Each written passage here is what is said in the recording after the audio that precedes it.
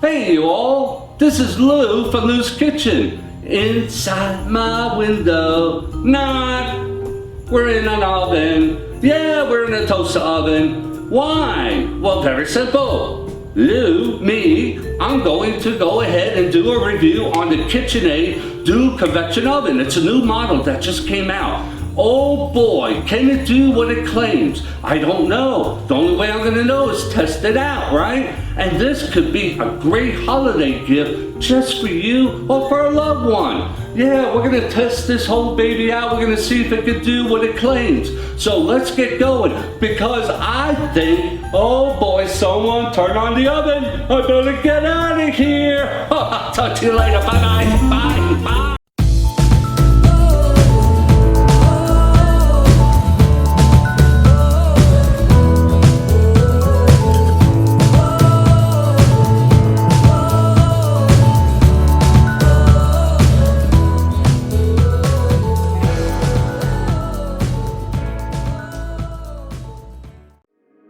A KitchenAid dual convection oven.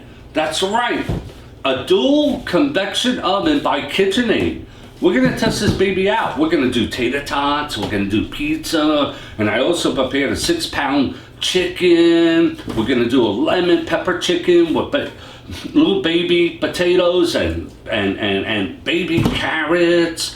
And we're gonna see whether or not this dual convection oven is all it claims, and it could be your last minute Christmas gift. Yeah, your last minute Christmas gift. And this is brand new. This is KitchenAid's newest convection oven model. Their newest model. It's all digital and 1800 watts. What? 1800 watts? So let me go ahead and show some of the features of the oven, and we'll take it from there, and we'll put it through a test drive. The KitchenAid countertop oven provides you with a basic book in multi-language. And the first few pages is in English. The very first few pages, English. And it gives you all the temperature controls for under the cooking function, the presets, the pizza, bake, broil, roast, convention baking, and so on. And then it breaks it down for each of those functions, exactly what the convection will do for you, the dual convection. Basic book, that's all this is. Again, the KitchenAid countertop dual convection oven. You can see it's beautiful. It's a beautiful, beautiful, beautiful oven. I love the color, I love the black. It's going to be a cleaning, definitely to keep it nice and shiny. Yes, there's going to be finger marks, definitely, no doubt about it. As far as aesthetics, this will fit any of your already existing appliances. So if you got stainless steel, stove, refrigerator, dishwasher, this will fit. This will blend right in as part of your large and small appliances. Has a nice handle here. Has a, if you allow me, I'm going to try to do my best without getting into the camera. We have our start button, our cancel button, our frozen button function here. This is our LCD screen panel, it's non-touch. Each function will be navigated by this wheel. We have a function button, temperature and shade for toasting, timer, and slice. Now, as far as, before I open this, as far as the outer part, here, I would say most countertop ovens, they're a little tinny. So this will definitely get hot around the outside. If I was to measure from top to bottom, we're looking, and that's with the feet, the legs, we're looking at 13 inches across. We're looking at 18 inches, a little above 18 inches on as far as width-wise. Handle sticking out, just in case. For some, that may be a concern. It's 2 inches from the glass door, the handle sticking out. From the top to the back, I would say and I'm going to show you in the back, I would say about approximately 16.5 inches. And let me turn this around. Measuring from the front to the back, that's the top, that's without the handle. With this piece sticking out, you got about from the room, from the front to 16.5 inches. The cord is 3 feet, exactly 3 feet. That's from here all the way to the end of this tip. 6 feet. I'm sorry. Nah, not 6 feet. 3 feet. 3 feet, baby. 3 feet. 3 feet. Okay? And you can see it has a nice airflow for the hot air to come out. A lot of holes here. Blah, blah, blah. Your serial number, model number, right in the back there. Let's open the door. And let me tell you, if you were here, realistically, standing with me, the door, you can see it's well made. It's not a flimsy door. The glass, nice thick glass, which is good.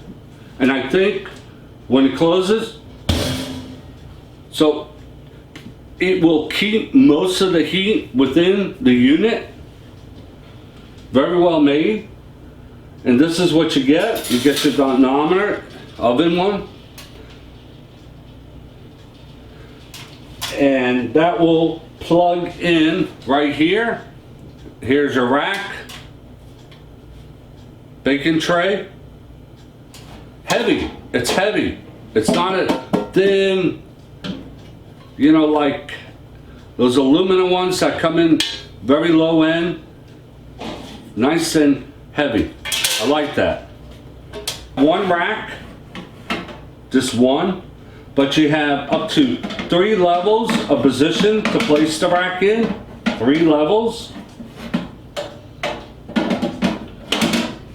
No 4, just 3.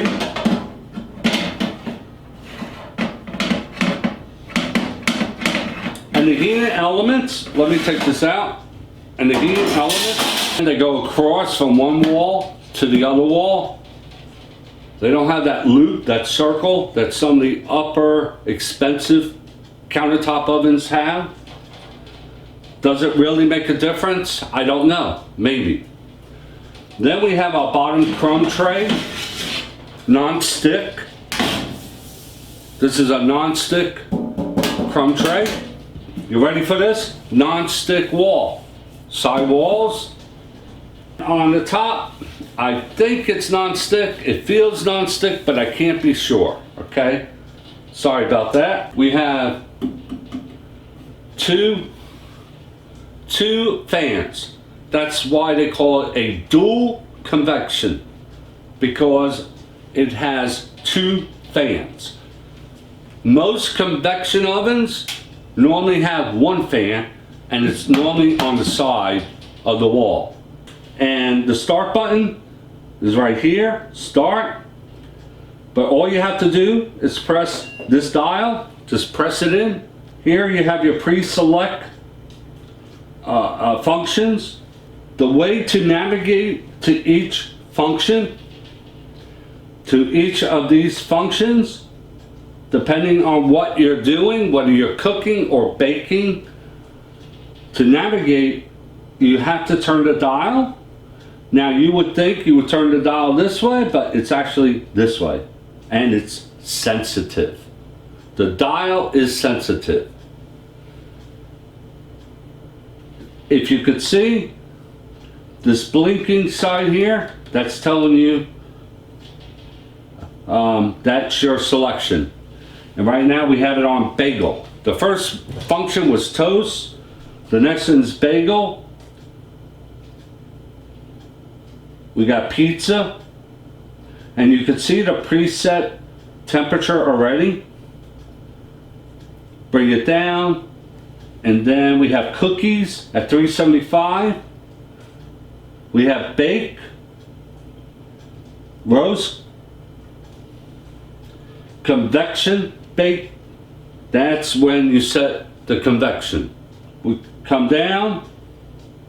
We have meat, keep warm, reheat, and proof, which is if you're making bread and you completed mixing your flour and you knead it, now you want to proof it, it's put it right in here and it will proof according to however your time is, an hour, 2 hours, 4 hours, so on. Now I'm going to come back up. I'm going to go to, let me go to bake. I'm in baking. To choose baking on this dial, you press in once. Now it's set for a temperature at default at 350.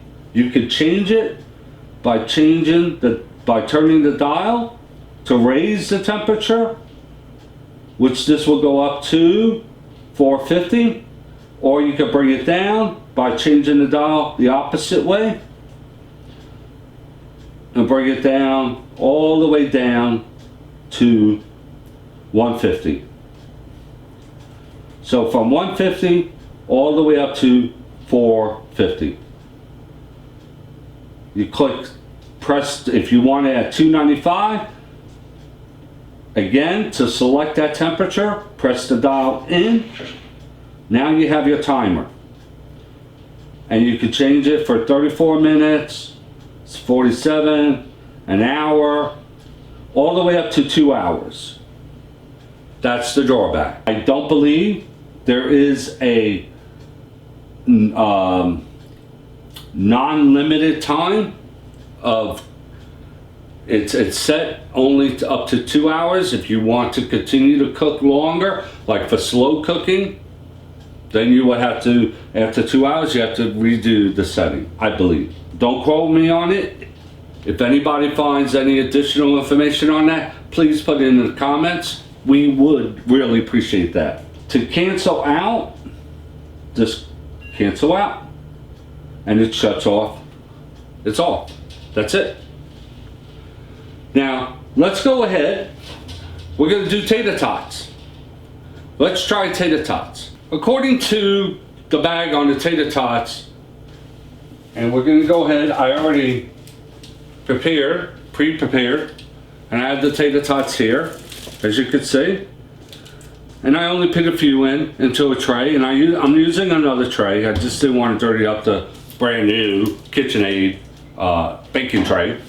That's okay, we don't need to use theirs for a demonstration. But I'm going to turn this on. I'm going to press in, and I already have it on convection, bake. Then I'm going to select that. I'm going to select the temperature. 425 is required for the tater tots. I'm going to select that. I have it on 33 minutes, and according to the tater tots, it's between 25 to 27 minutes. We never go by what they say. Never go by exactly what they say. It's a give and take on their instructions. So we're going to go ahead and say yes. 33 minutes, and we're going to press start. Now it's going to what? Preheat. We don't want to put these in until we reach that temperature at 425.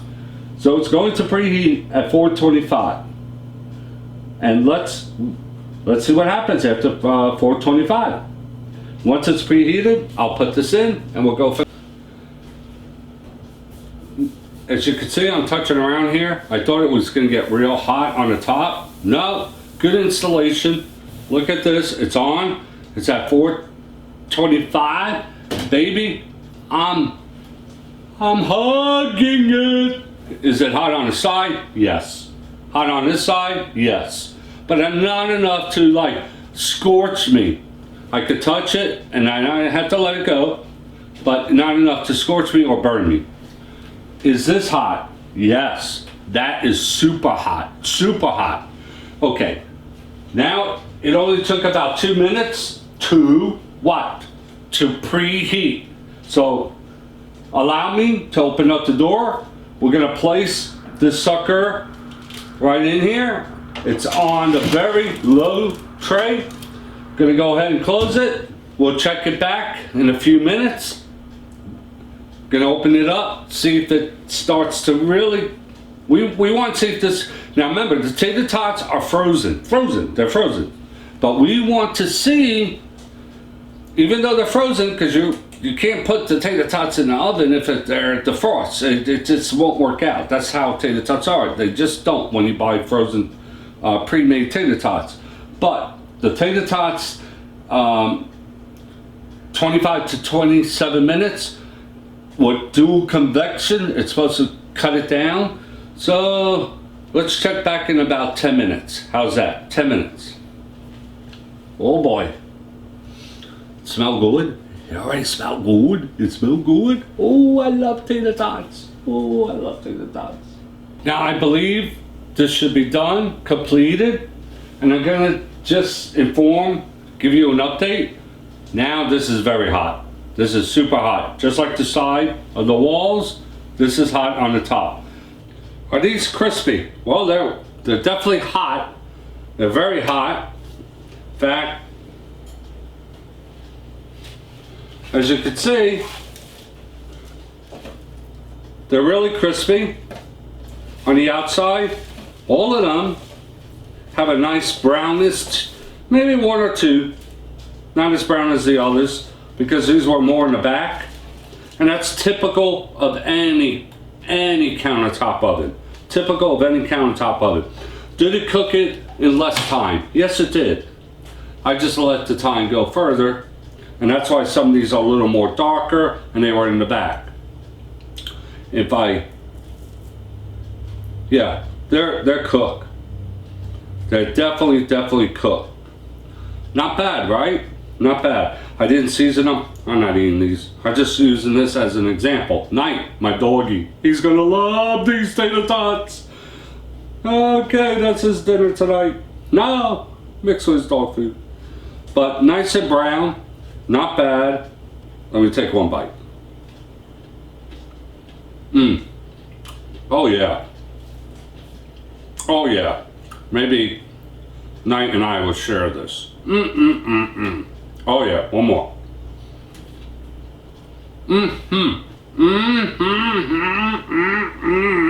Very good. Very good. Okay, let's do the pizza. I already placed this frozen pizza in the same tray that I did with the tater tots. I want to be fair with everybody, just to let everyone know I'm not using a different tray and not placing it on a rack. I'm just placing it on this baking tray, and this requires 425 temperature for about 10 to 12 minutes. That's what it requires. We have this on dual convection. Let's see if it's less time and how well it will do this pizza. Believe it or not, this cheap pizza is only $3, but it's loaded with sodium. I'm only doing this because I know some of you who will purchase this, or any countertop ovens, you're going to buy frozen box pizza. I know that. So I don't care if I spend $20 on a frozen box pizza, it's gonna be loaded with sodium. I'm not having this, but we're using it to test the oven. Okay, let's do that. Place that in there. Okay. And by the way, while the tater tots were baking, yeah, tater tots, while they were begging. I was reading in the manual with the 1, 2, 3 pages in English that you can actually set the thermometer as far as if you want it, say for instance your chicken, if you want it to be at 167, the oven will actually notify you that it reached that temperature at 167. So that's pretty cool. So it has a preset for that. You can set it according, whether it be beef, poultry, pork. Pretty cool, not bad. All right, let this pizza go.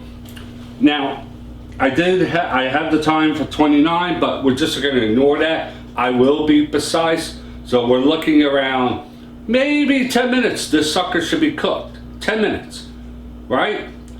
How about 8 minutes? Let's come back in 8 minutes. Okay. You can see on this pie from this oven, countertop oven, KitchenAid, you see the dark spots here?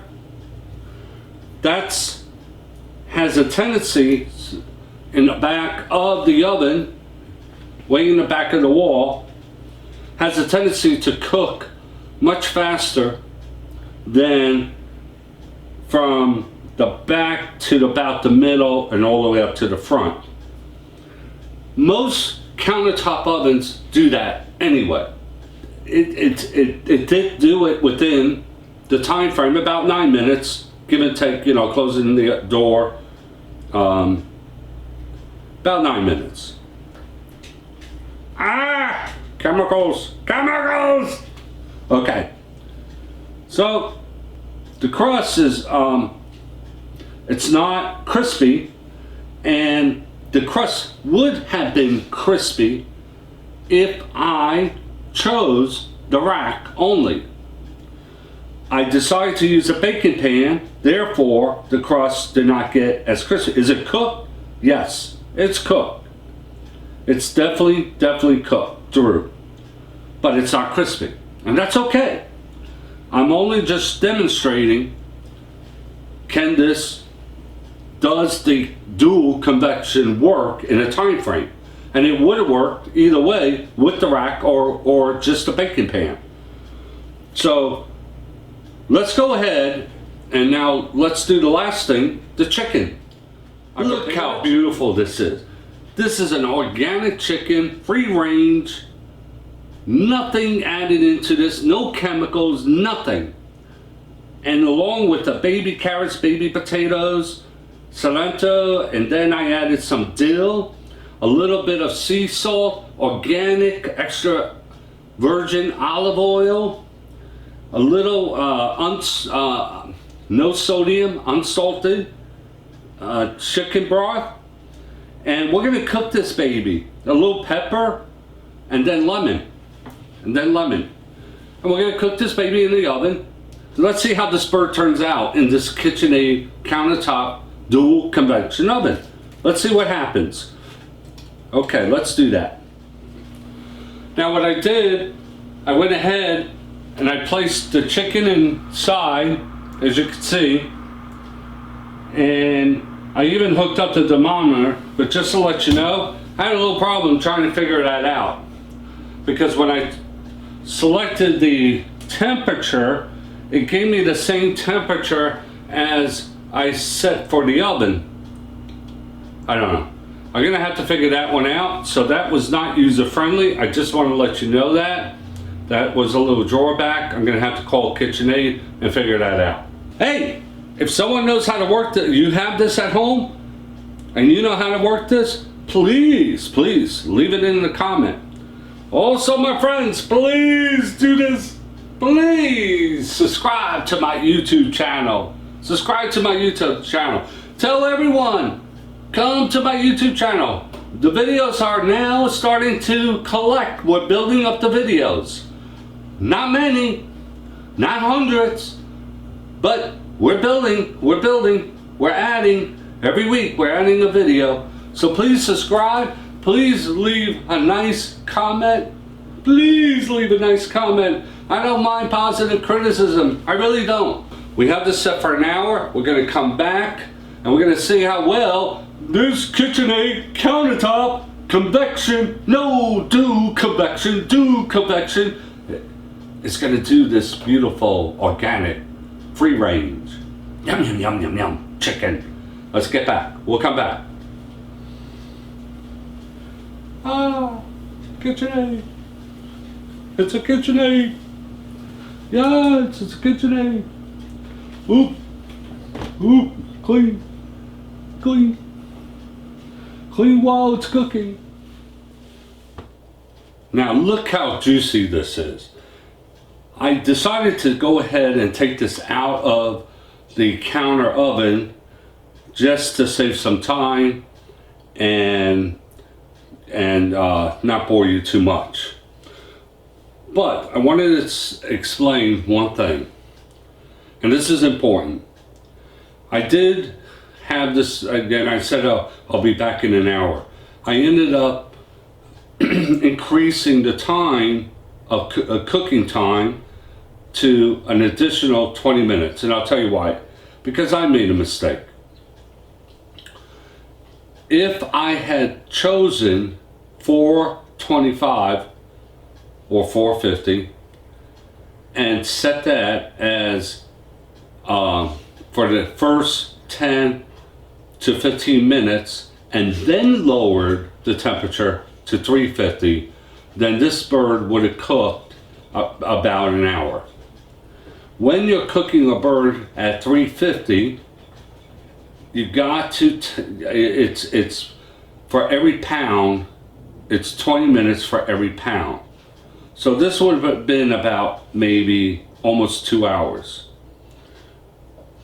But did it cook on the dual convection? Did it cook faster than if you were to use the non-dual convection settings?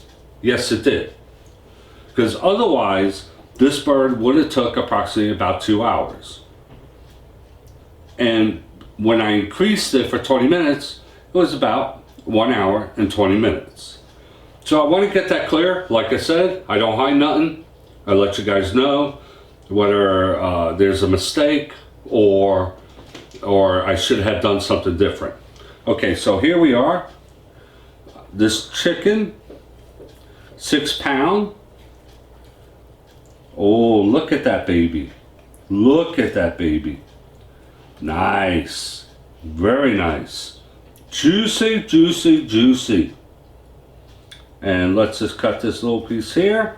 Staff members are hungry. They want a piece. Look at that. Ooh, ooh, ooh, ooh. Isn't that lovable? Lovable. Look at that. Now I'm cutting. I'm facing the opposite way. Look at that. Look how juicy that is, right? Yes, I think this KitchenAid is worth to be in your home. It did a good job, and look at the on the top. Look at that, nice and crispy and brown. That's the way it should be. That's the way it should be. Oh, yum, yum, yum, yum, right? Right? And this is a 6 pound. A pound of baby carrots, along with the little potatoes, right? Nice. What do you think? What do you think? This is cool, right? Yeah, you got everything here, man. You got enough room to do a 12-inch pizza. You can see we just did a 6 pound chicken. You can do 2 chickens, 3.5 pounds, 2 of those, right? That's 7 pounds right there, side by side in here. It has a oven light, as you notice. It's not that bright, but it's good enough just to see, you know, without keep opening up the door, letting out all that heat. It's dual fan, dual convection fans, circulates the heat properly around all your food. The drawback is, again, if you don't rotate, like when you're doing tater tots or pizza, if you don't, you know, if you don't move the tater tots, fries, things like that, flip them over and rotate them around, yeah, it's going to burn in the back. Same thing with the pizza, you got to rotate it. But that's with any countertop ovens. They're all like that. As far as the features, oh, it's all easy clean inside. I looked that up. Yes, even on the top. So your sidewalls, your back, top, easy clean, non-stick, heavy glass, really durable glass. It's a finger magnet, definitely, no doubt about that. And what's really cool, you have your function button. Keep in mind on the time temperature. The temperature, I got to look that up or give them a call and see how the temperature actually works. Sorry, couldn't get that going, but that's okay. I'm sure it works, but I just didn't get the thermometer to really work inside. So that's one drawback, but it doesn't mean it's not working. So is it that user-friendly for that? No, that's not user-friendly right there. But everything else is, you know, you got your selection button, your navigation dial here, and then you had all your selections, you know, for baking, roasting, and so on, right? And then you have your start button, you cancel, and frozen, if you wanted to frost any of your frozen meats, vegetables, or any frozen box foods. But friends, this is the KitchenAid dual convection countertop oven. For what we did, it's not bad at all. It's not bad, really.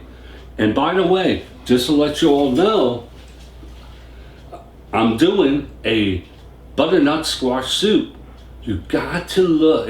Hopefully I'll have that up in the next day or two. But it's going to be a butternut squash soup. Yeah, this is going to be one of the best recipes. Many people say I follow all those recipes online and it's bland, it doesn't have flavor, it doesn't have a kick.